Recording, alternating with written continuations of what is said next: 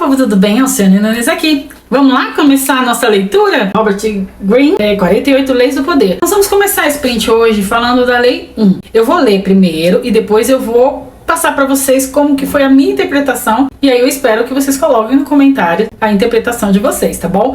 A Lei 1, ela fala: não ofusque o brilho do mestre. Faça sempre com que as pessoas acima de você se sintam confortavelmente superiores. Querendo agradar ou impressionar, não exagere exibindo seus próprios talentos, ou você poderá conseguir o contrário: inspirar medo e insegurança. Faça com que seus mestres pareçam mais brilhantes do que na realidade são, e você alcançará o ápice do poder. Como eu disse lá no prefácio, aqui a gente fala muito de poder. Mas como eu sou uma gerente de projeto, agilista, sou líder, né? Adoro falar sobre liderança, estudar, me aperfeiçoar nisso. Eu vou falar baseado nesse contexto, tá bom? Então agora eu vou falar um pouco do que eu entendi da lei número 1, que é uma lei que ela é muito fascinante, né? Ela é muito fascinante, extremamente prática. Ele fala: olha, não ofusque o brilho do mestre. Ou seja, não tem como você confundir a mensagem. A mensagem é muito clara. A mensagem, ela fala que se a gente crescer sobre as asas de alguém mais poderoso, a gente nunca pode tentar superar a habilidade ou o brilho dessa pessoa. Pelo menos não ostensivamente. Porque ao fazer isso, você não só arrisca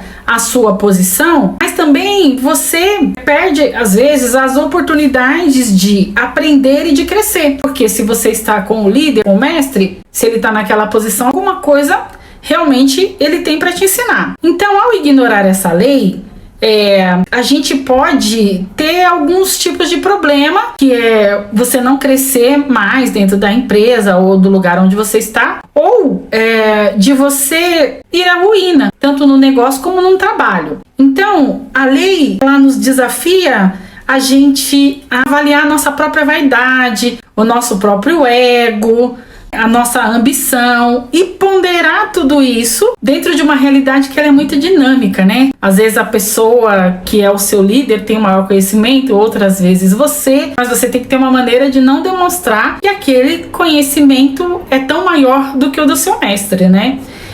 Em suma, eu acredito que ela fala sobre mais ou menos uma estratégia de sobrevivência para a gente navegar em ambientes que sejam muito complexos e aonde há muita luta de poder. E aí, trazendo um pouquinho a liderança, como a gente estava falando, o que eu vejo? Eu vejo que essa lei está falando bastante de questões de poder e subordinação, não de liderança, mas a gente consegue tirar alguns temas muito importantes para o trabalho em equipe. Por exemplo, respeito à liderança. Nessa lei número 1 do livro, ele enfatiza bastante a importância de mostrar respeito e reverência pelo líder, pelo mestre. Em um contexto de liderança, isso pode traduzir em a gente reconhecer a experiência e a autoridade de um líder da equipe. Tem um item número 2 que é a hierarquia. A lei ressalta a hierarquia e a estrutura de poder. Em equipes, a hierarquia deve ser clara. Todos têm que saber o seu papel e a sua responsabilidade, quem está liderando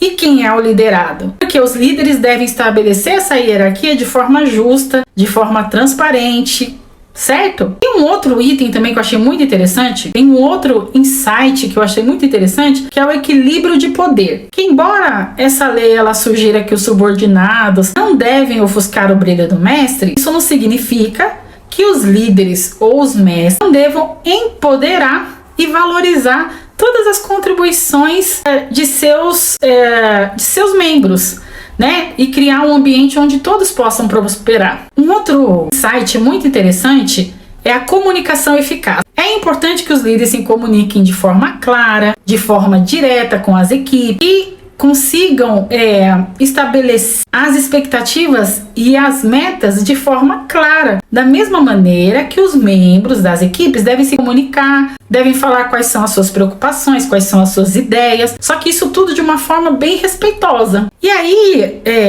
tirando tudo isso só dessa lei, eu acredito que assim, é muito importante a gente notar que essas leis que estão sendo apresentadas no livro do Robert, elas são muitas vezes direcionadas para uma obtenção de poder. Só que no livro é uma obtenção de poder a qualquer custo. e o que pode não estar muito bem alinhado com valores, com princípios de liderança e de trabalho em equipe, que é o que a gente pratica hoje. Então, o que é importante? É fundamental que nós, durante essa leitura, a gente olhe esses temas, né, com os princípios da nossa cultura e com os valores que você tem, pessoal, os valores que você tem na sua equipe e na sua organização. Então, se você gostou, curte, comenta, compartilha, escreve o que você achou, como que foi sua leitura e depois, amanhã, tem o próximo episódio dessa nossa série, tá bom?